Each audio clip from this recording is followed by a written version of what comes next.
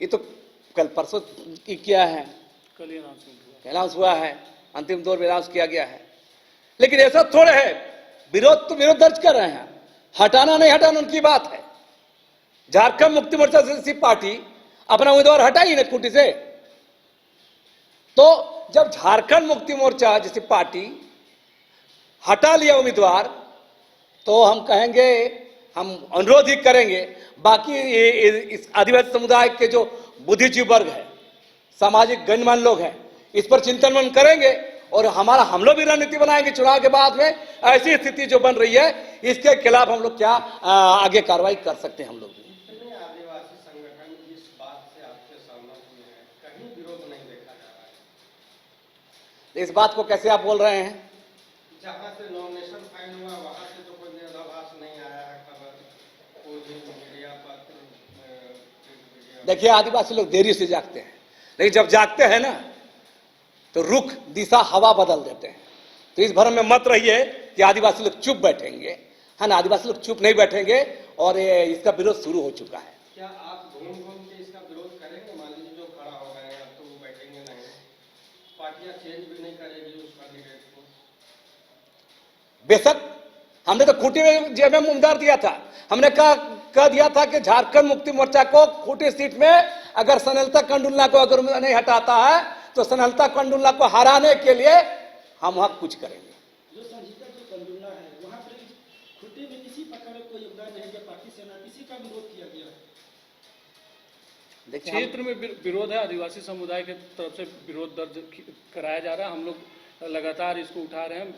जितने भी जो इलेक्ट्रॉनिक माध्यम जो भी जैसे फेसबुक और यूट्यूब का जो भी अभी प्रचलन है, उसके माध्यम से हम लोग जागृति लाने का प्रयास कर रहे हैं। विरोध दर्ज हम लोग कर रहे हैं हर जगह। अभी आप बोल रहे हैं खिजरी का मामला, खिजरी अभी फिलहाल में कल उम्मीदवार की घोषणा हुई है, उम्मीदवारी की परसों शायद परसों, और कल से ही हम लोग विरोध दर्ज कर रहे हैं। आज वहाँ भी कुछ तमाम जो सामाजिक संगठन है आपका वहाँ पे मतलब कुछ प्रेस मीडिया लोग के साथ हम लोग वार्ता कर रहे हैं और लगातार हम लोग संपर्क में हैं। और लोग जो वहाँ के जो मतदाता हैं या फिर और जो भी वहाँ के जो उम्मीदवारी में पार्टिसिपेट कर रहे थे, जो उम्मीदवार बन सकते थे, उनसे भी हम लोग की वार्ता हो रही है। तो लगातार हम लोग जो है अपने स्तर से लगे हुए हैं, लोगों को जागरूक करने में लगे हुए हैं। इसमें एक प्रश्न आ रहा था कि होना चाहिए नहीं होना चाहिए। एक चीज़ हम बताएं, आदिवासी समाज में एक कस्टमरी लॉ होता है। कस्टमरी लॉ के अकॉर्डिंग महिला को जो है किसी भी महिला, मतलब अगर वो शादी करके चली जाती हैं तो उनको जो है उनके पिताजी का किसी चीज़ में उनका हिस्सा या हिस्सेदारी नहीं बनता है कस्टमरी लॉ के हिसाब से। उसी का उदाहरण देते हुए हम बताना चाह रहे हैं कि एक महिला जब वो शादी करके चली गई और भी गैर आदिवासी के साथ शादी करके चली गई है, तो उसको जो है उसका संवैधानिक अधिकार भी उसको नहीं मिलना चाहिए।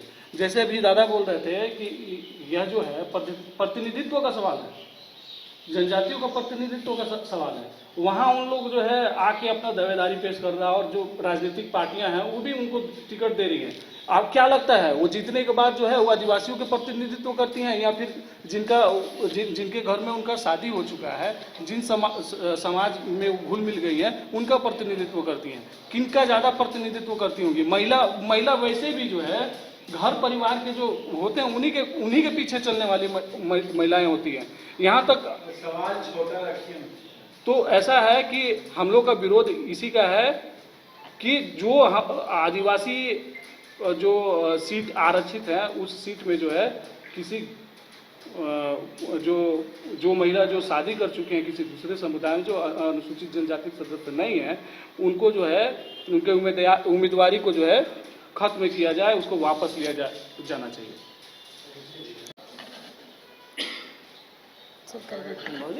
देखिए, बात ऐसा है कि जो भी आदिवासी महिलाएं गैर आदिवासी शादी करती हैं, तो आदिवासी समाज में अभी भी मतलब जो खुद भी समाज में जो लोग शादी ब्याह होता है आदिवासी से भी, तो उन महिलाओं का भी मरनी हेरनी शादी ब्याह में कई तरह का रूढ़ी परंपरा को फॉलो किया जाता है। और जो गैर आदिवासियों से शादी करती है या फिर आदिवासी समाज में गैर आदिवासी महिला से भी अगर पुरुष विवाह करता है तो उसका भी रीति परंपरा मरनी हेरनी छठी छिलन के टाइम में अलग किया जाता है, ठीक है।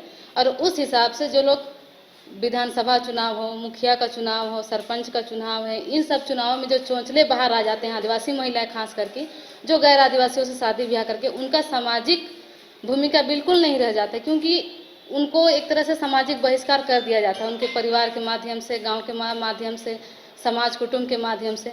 फिर वो किस मतलब उनकी मानसिकता किस स्तर की हो जाती है, या फिर उनके माइंड को मतलब कैसे लोग जगड़ के रहते हैं कि चुनाव के टाइम में वो आदिवासी आरक्षित सीट से चुनाव लड़ना चाहते हैं। एक तरह से ये हमारी ही मतलब हम जैसे आदिवासी महिलाओं को जो संपूर्ण रूप से समाज के हिस्सेदारी में है, हर चीज़ में उनका एक तरह से निंदा ही है, इनडायरेक्टली या डायरेक्टली ये लोग निंदा ही करते हैं कि मतलब एक आदिवासी महिला संपूर्ण समाज की महिलाओं को मतलब लज्जित करने का काम करती है। तो इसका हम लोग एकदम घोर विरोध करते हैं।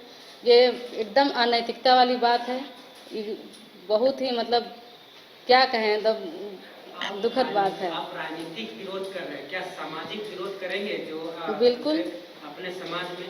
बिल्कुल होता ही है, भले मतलब गांव समाज के लोग करते ही हैं, लेकिन खुलेआम जो होता है कि आदिवासी प्रखर रूप से मुखर रूप से मतलब अपनी बातों को कहाँ रखे, इस बात का समझ थोड़ा देर से उनके पास आता है। लेकिन विरोध होना ही चाहिए और होगा ही, होना चाहिए कि हो रहा है? होना चाहिए, गांव से लेके हर स्तर पे होना चाहिए और होगा, और हम लोग कर ही रहे हैं, करेंगे ही, आगे भी करेंगे।